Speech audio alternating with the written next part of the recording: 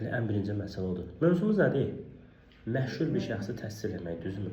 Ekzaminer maraqlı deyil ki, səni təsvir edəcək şəxs həqiqətən məşhurdur, yoxsa məşhur deyil.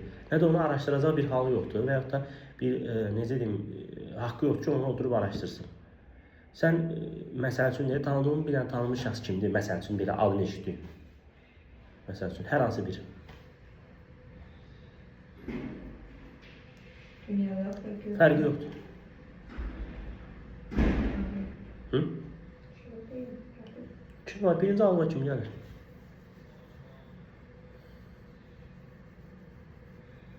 Hər hansı bir də. Nə?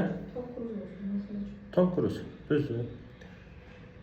Bir dostumun xüsusiyyətlərini, xarakterini, nə bilim falan filan köçür onun üzərinə. Fərqi yoxdur yəni. Bill Gates olsunlar. But when you see him normally, Harada gördün? Heç nə. Restoranda oturub yemək yedi, gördüm. O gedib həqiqətən araşdırmayacaq ki, bu restoran nə vaxt olub, restoranda nə yeyib.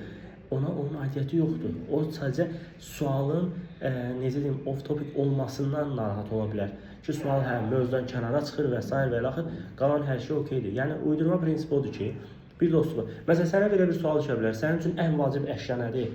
Bizim millətdə ən vacib əşya sözü gələndə, vacib şey, axtarlar ki, görən nədir? Nə var bu saat əlində? Telefon.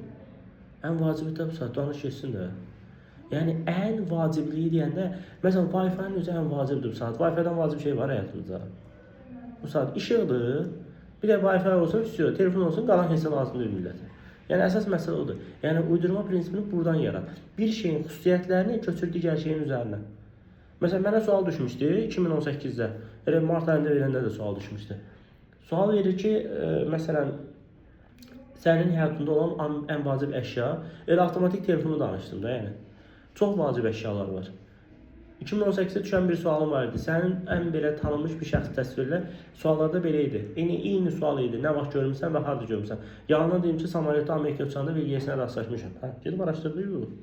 Çünki ona da aidiyyəti yoxdur onun. Ki, mən həqiqətən onunla görüşmüşəm, yoxsa görüşməmişəm. Əsas məsələ nədir? Mən oradakı, hətta Bill Gates-i tanımırdım, öz dostumun xüsusiyyətlərini aparıb attım Bill Gates-in üzərinə. Qısa və konkret. Yaxşı?